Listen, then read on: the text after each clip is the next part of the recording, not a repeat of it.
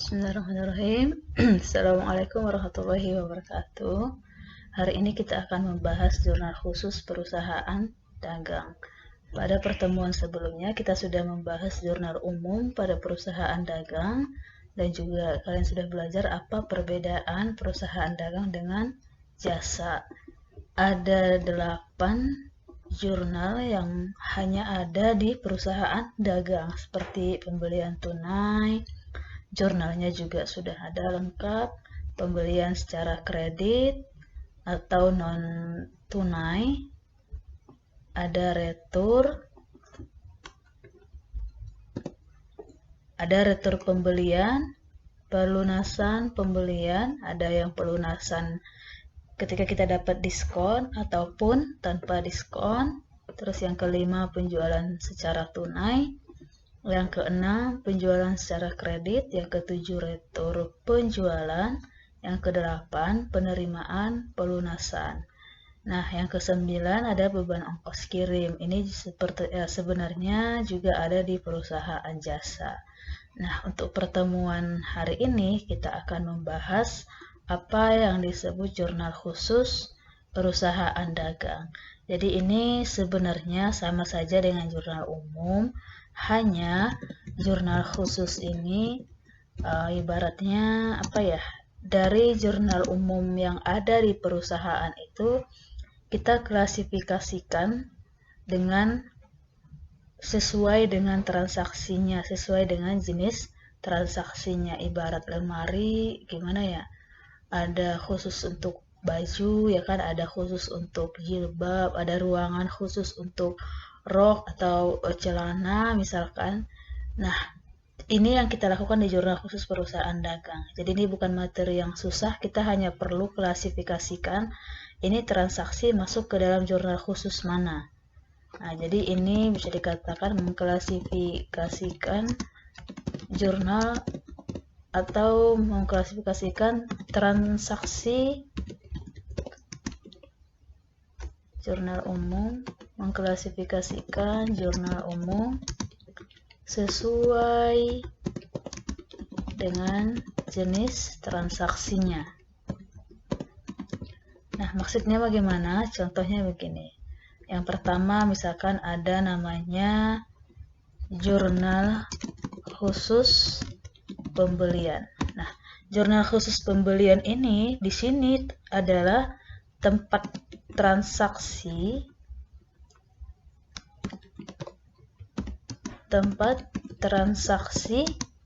khusus kredit atau non tunai. Jadi kalau kalian melihat ada transaksi yang tidak melibatkan uang cash, atau bisa dikatakan sebenarnya ini akan menimbulkan utang ataupun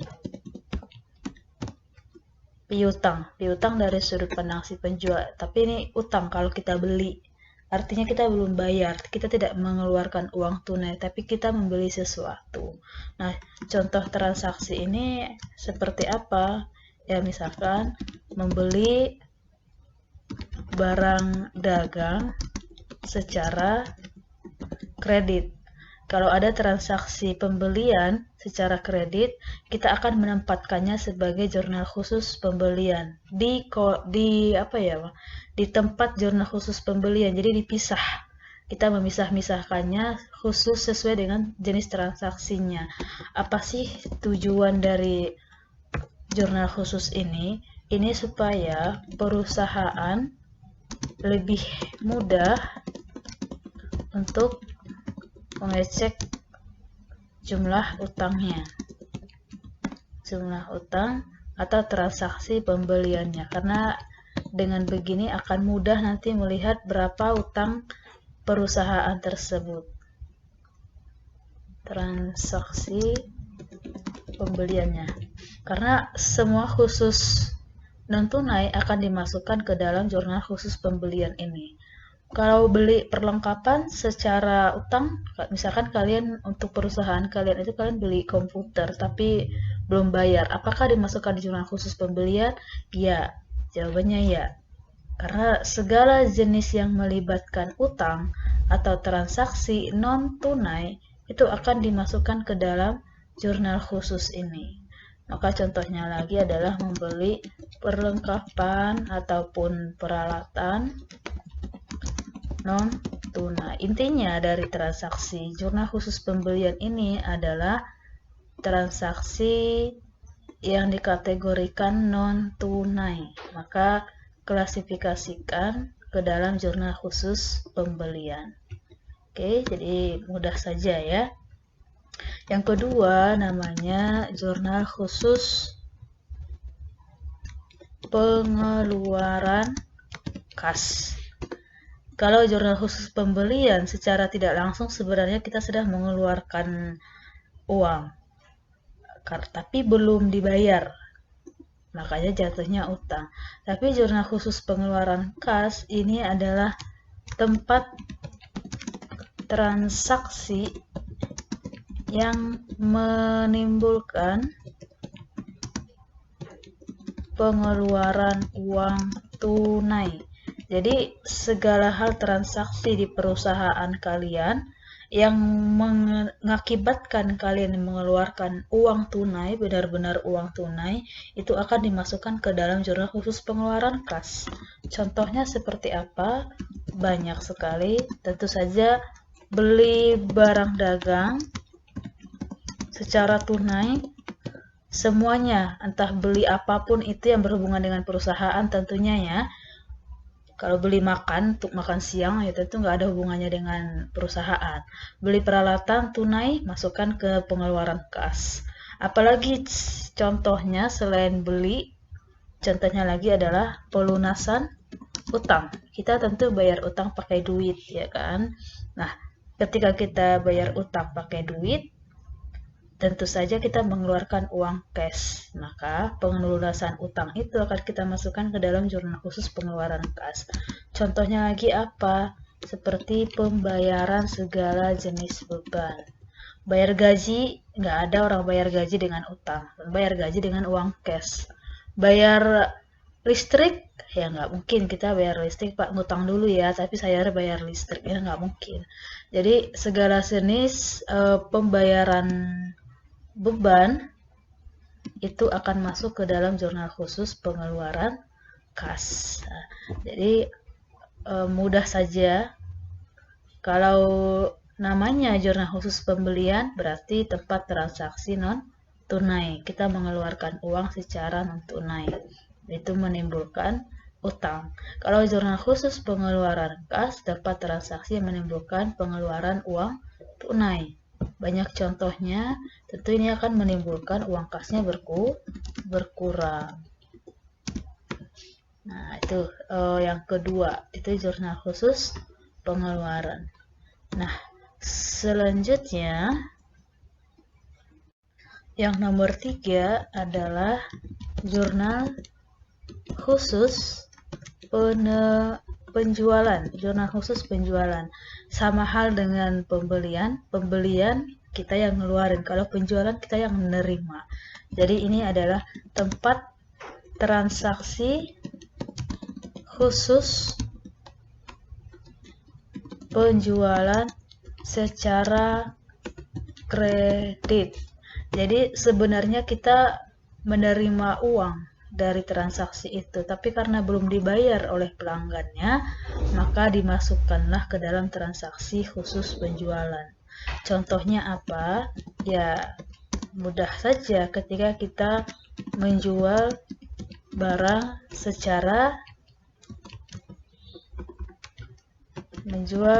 dagangan secara kredit. Nah, tentu ini akan mengakibatkan piutang bertambah. Kan kita yang jualan ya. Karena kita yang jualan, tentu bukan kita yang ngutang, tapi jatuhnya piutang. Duit kita ada di orang lain. Jadi segala sesuatu yang menimbulkan penjualan secara kredit, apapun itu yang berhubungan dengan perusahaan kita, digolongkan ke dalam jurnal khusus penjualan. Yang keempat adalah jurnal khusus pengeluaran kas. Setelah tadi ada penerimaan kas di sini, maaf, tadi pengeluaran kas, berarti sekarang penerimaan kas. Jurnal khusus penerimaan kas. Ini tempat transaksi khusus penerimaan uang tunai. Apapun itu transaksinya yang mengakibatkan uang perusahaan kalian bertambah, mengakibatkan kas bertambah, maka masukkan, golongkan ke dalam jurnal khusus penerimaan kas. Contohnya seperti banyak kalian menjual barang secara tunai, tentu dibayar tunai oleh pelanggan tersebut. Kita nerima uang, maka masuk ke dalam jurnal khusus penerimaan kas. Apalagi kira-kira transaksi yang mengakibatkan kalian menerima uang tunai. Ada yang melunasi utang ke kalian. Penerimaan pelunasan utang. Kalian menerima orang lain melunasi utangnya, kita nerima duitnya, masukkan ke dalam penerimaan kas. Intinya, segala sesuatu yang mengakibatkan kita menerima uang tunai, kita masukkan ke dalam jurnal penerimaan kas. Termasuk juga kalau misalkan kita ngutang. Kalau kita ngutang, kita nerima uang kan? Nah, maka kita utang ke bank. Saat kita menerima uangnya, itu juga bisa dimasukkan dalam kategori transaksi penerimaan kas. Jadi ini dia 4 jurnal khusus yang harus kalian ketahui di pelajaran kali ini. Pembelian khusus untuk membeli transaksi non tunai, mengakibatkan timbulnya utang karena kita beli tapi belum bayar. Masukkan ke dalam jurnal khusus pembelian. Ada juga jurnal khusus pengeluaran kas. Ini tempat transaksi menimbulkan pengeluaran uang tunai. Apapun itu, ketika kita ngeluarin uang tunai, transaksi itu mengakibatkan kas berkurang, maka masukkan ke dalam jurnal khusus pengeluaran kas. Yang ketiga, jurnal khusus penjualan. Ini seolah-olah kita jual, tapi pelanggannya belum bayar, maka tadinya harusnya kita menerima uang. Ada penerimaan sebenarnya yang masuk, tapi karena uangnya belum diserahkan, maka dimasukkanlah ke dalam jurnal khusus penjualan. Jadi non tunai, maka mengakibatkan piutang akan bertambah. Terakhir, jurnal khusus penerimaan kas. Tempat transaksi khusus penerimaan uang tunai. Segala transaksi coba dianalisis, apakah transaksi tersebut mengakibatkan kalian menerima uang tunai. Kalau iya, berarti masuk ke dalam jurnal khusus pengeluaran kas. Udah sesimpel itu, menggolongkan klasifikasi transaksi dalam perusahaan dagang ini. Nah, terakhir ada yang namanya jurnal umum. Jadi ini klasifikasi yang terakhir, jurnal umum, artinya di luar dari transaksi yang 4 ini kita masukkan ke jurnal umum. Contohnya apa? Ini tempat transaksi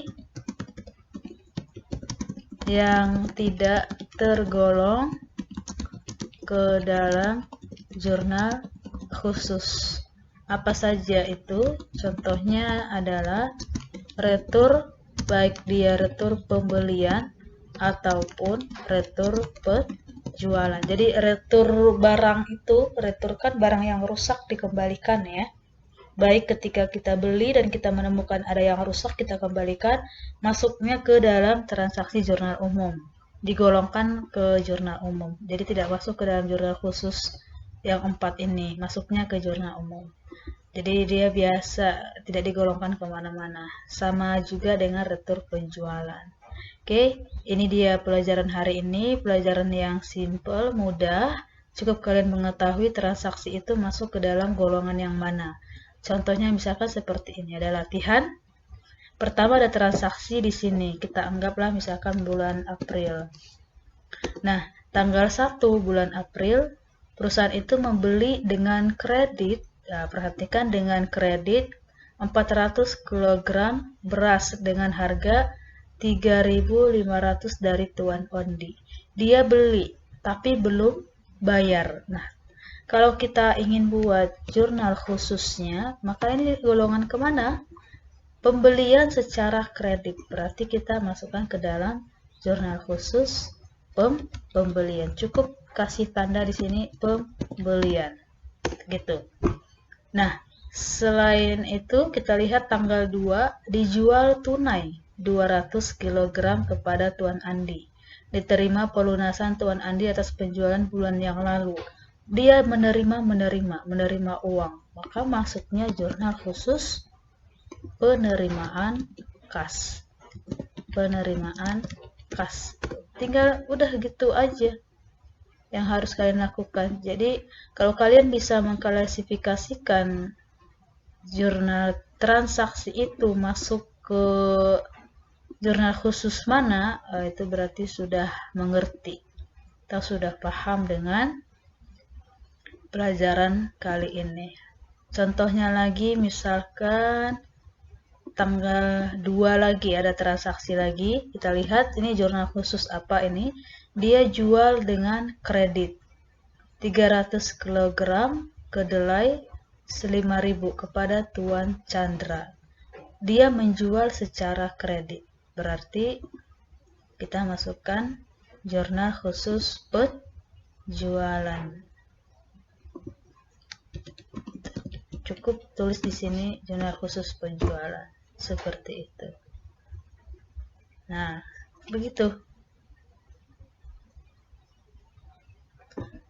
Dan ini kita coba lihat tanggal 4 dibeli dari Tuan Dodi 200 kg kacang hijau 5.400. Dia beli dan di sini tidak disebutkan apakah dia beli secara tunai atau kredit. Kalau biasanya dia tidak menyebutkan secara kredit, berarti dia akan beli secara tunai. Beli secara tunai berarti kan dia ngeluarin duit.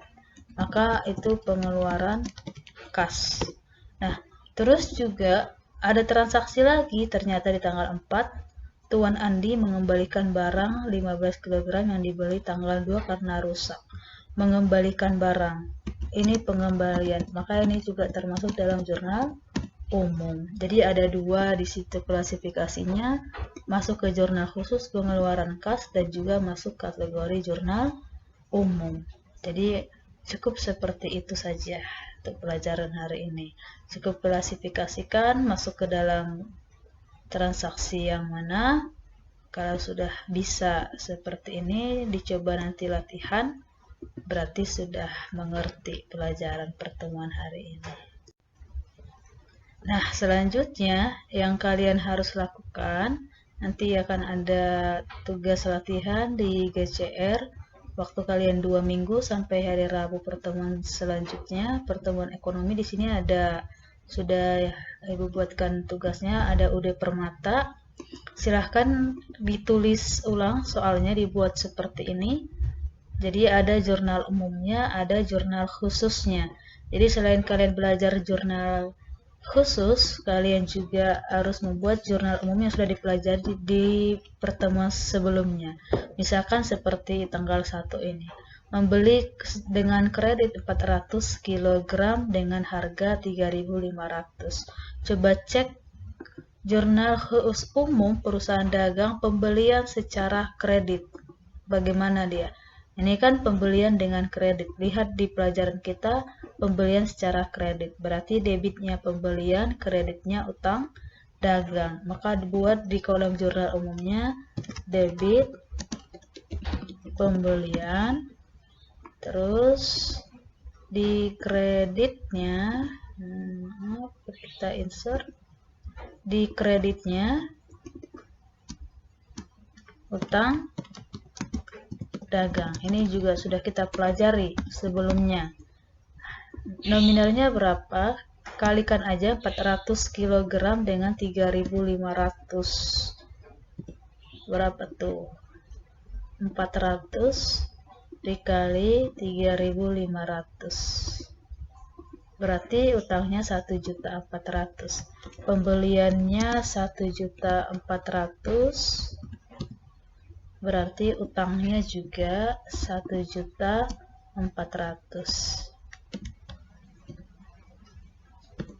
1.400.000. Nah, seperti ini. Kalian buat seperti ini. Silahkan, ini nanti akan di share di GCR. Sudah ada di sini jurnal umumnya. Silahkan buat jurnal umumnya seperti yang sudah Ibu buatkan contohnya seperti ini. Dan di bawahnya klasifikasikan dia masuk jurnal khusus mana. Seperti ini, kasih ini ya, contoh tanggal 1.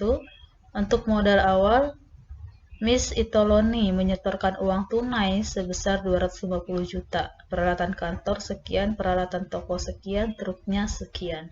Dia nyetor uang ke perusahaannya, tentu di perusahaannya akan bertambah uangnya, maka ini adalah jurnal khusus penerimaan kas. Dan silahkan buat jurnal umumnya. Lihat di jurnal umum perusahaan jasa, kalau modal awal itu di mana posisinya. Peralatan bertambah posisinya di mana, truk, peralatan toko posisinya di mana, itu masih ada di perusahaan jasa dulu pelajaran kita.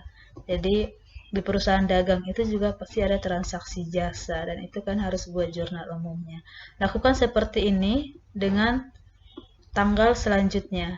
Silahkan ditulis di buku besarnya, dibuat seperti ini.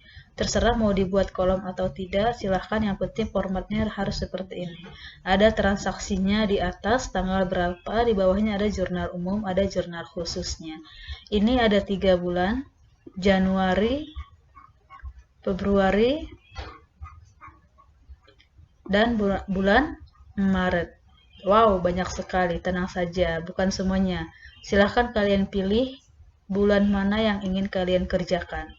Jadi ini silahkan dipilih saja bulan mana, nggak perlu semua. Kalau ingin mengerjakan semua gimana Bu? Ya nggak masalah, silahkan saja. Tapi yang wajib kalian kerjakan itu hanya pilih 1 bulan saja. Oke, sekian pelajaran kita hari ini. Pelajaran yang mudah, hanya mengklasifikasikan, dan ini memang salah satu pelajaran yang tergolong dalam perusahaan dagang. Setelah jurnal umum, kalian kuasai jurnal umum, kita tinggal mengklasifikasikannya apakah dia masuk kategori jurnal khusus pembelian atau jurnal khusus pengeluaran kas, ataukah jurnal khusus penjualan atau jurnal khusus penerimaan kas. Dan khusus retur itu akan kita masukkan ke dalam jurnal umum seperti yang sudah dicontohkan di sini. Kalau di dalam transaksi itu ada 2, berarti kalian buat jurnal khususnya juga ada 2. Jurnal umumnya juga berarti ada 2. Pokoknya sesuai dengan transaksi itu saja. Ya, misalkan tanggal 5, kita kasih satu contoh lagi ya. Tanggal 5 dia bayar angsuran. Bayar angsuran, yang namanya bayar pasti ngeluarin duit. Ngeluarin duit ya berarti pengeluaran kas. Nah, tanpa potongan. Bayar angsuran kepada Tuan Imam sebesar 1.200.000. Bayar angsuran ini berarti dia bayar utang. Sebelumnya pasti dia ada transaksi dengan Tuan Imam. Dia bayar utang, ini pasti penjualan. Karena dia beli dengan Tuan Imam sebelumnya, apalagi tanpa potongan. Kalau dia bayar utang, berarti utangnya bertambah. Berkurang. Bayar angsuran berarti utangnya berkurang, di debit utang dagang sebesar 1.200.000, di kreditnya